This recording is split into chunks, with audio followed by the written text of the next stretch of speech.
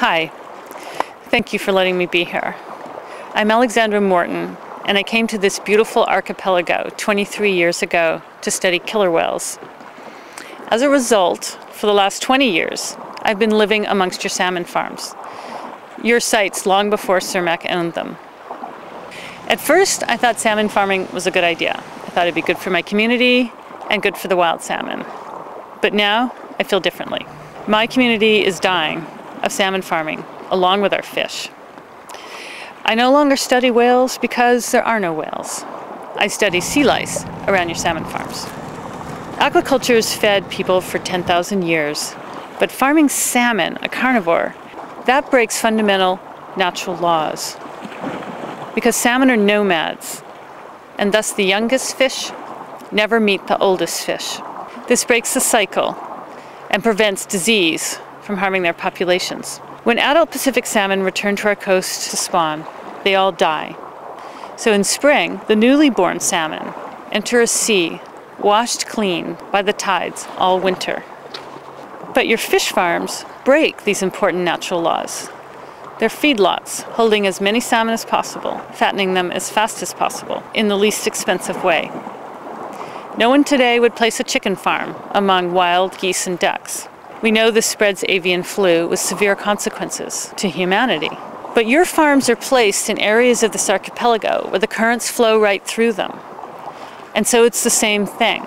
Your salmon farms are placed among wild migrating Canadian salmon, but also salmon migrating to and from the United States.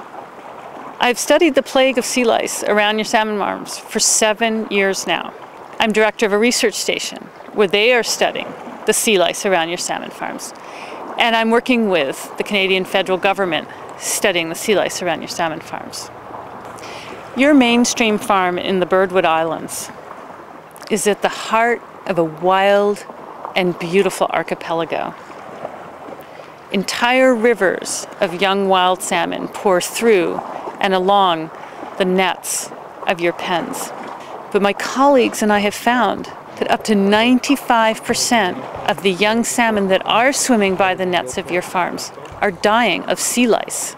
In addition to parasites, in 2003, the Birdwood, Simoom Sound, Cypress Harbor, and Sir Edmund Bay salmon farms were infected with a virus called IHN.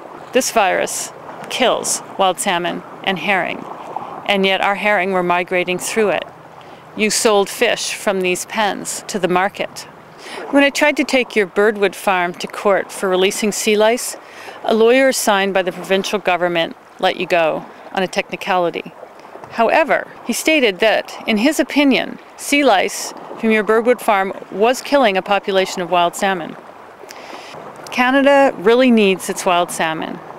They are food. They fertilize our soil, and they grow our forests. Wild salmon are also the foundation of the largest growing industry in this province, tourism. And our coastal communities simply must have wild salmon. Cermaq does not hire a single person in my community. We are entirely based on wild salmon. And yet your salmon farms are all around us. They're in places that our government told us there would never be salmon farms.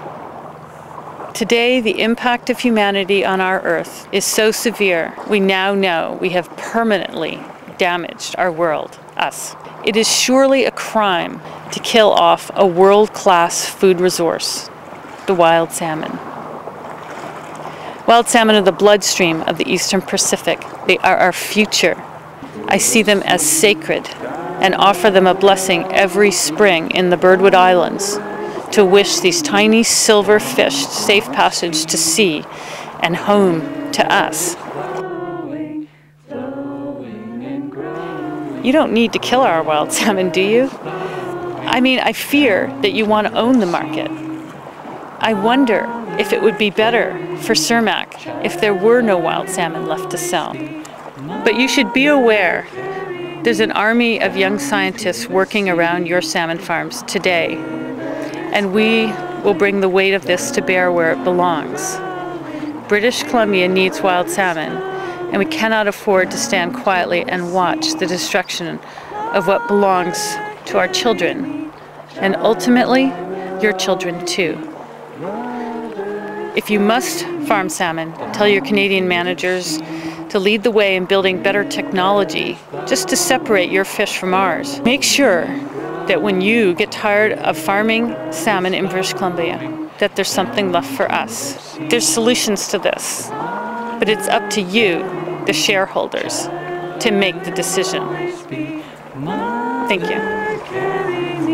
Down to the sea, the river is flowing, flowing and growing. The river is flowing down to the sea.